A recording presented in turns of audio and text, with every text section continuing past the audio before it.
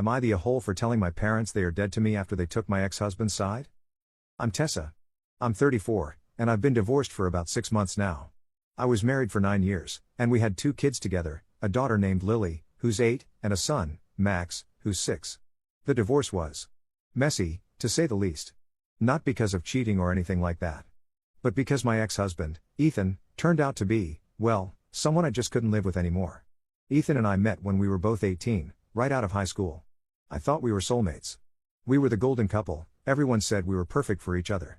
He was charming, funny, and a great provider. I was a little more serious, but I supported his ambitions, and I thought we'd be together forever. But over the years, things changed.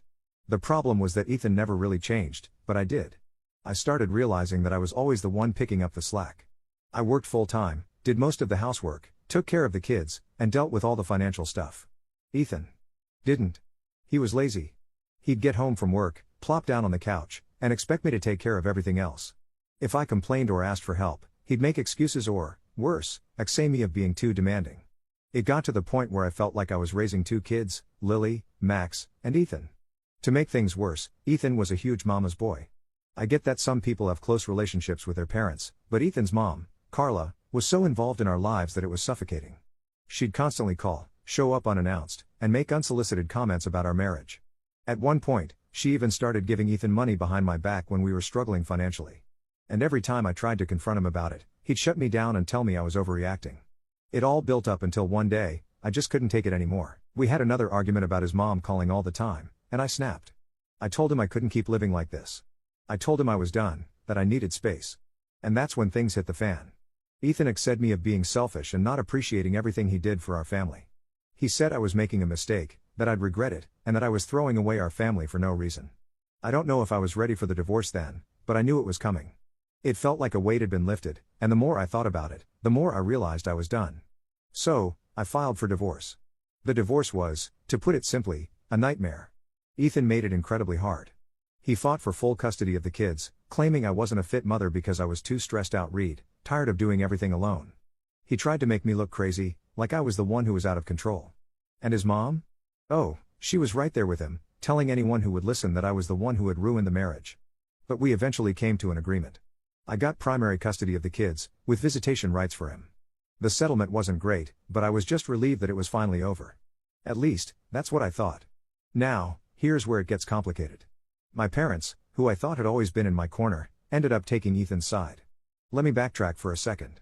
Growing up, my parents were always very traditional. My mom, in particular, was all about keeping the family together at any cost. She never understood why I wanted to rock the boat when things were already difficult. When I first told them Ethan and I were having issues, they'd tell me, you just need to work harder on your marriage, or why don't you just try to communicate better? Like, I hadn't tried. When the divorce happened, I thought they'd be supportive. I thought they'd see that I was just trying to do what was best for me and my kids.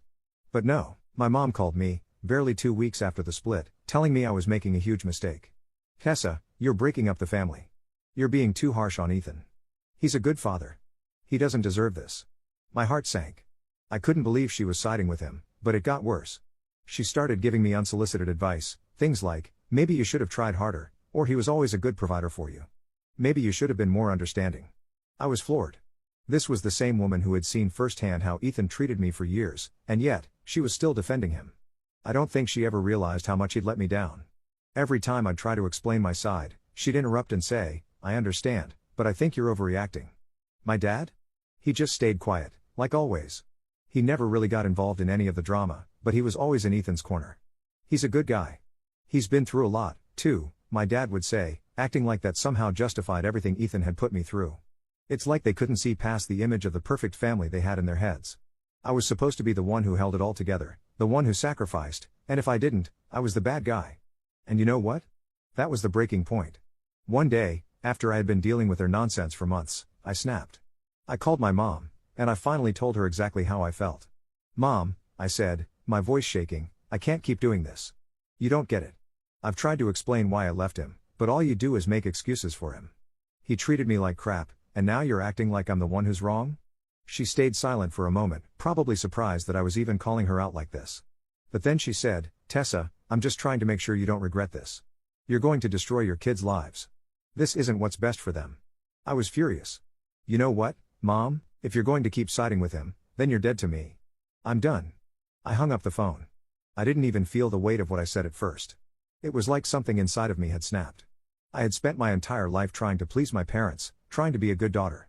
But I wasn't going to let them walk all over me anymore. And that's where things stand now. My parents haven't called me. I haven't reached out to them. The holidays came and went, and it was clear they weren't planning to mend things anytime soon. I've spoken to a few family members who agree with me, but I still feel this deep emptiness.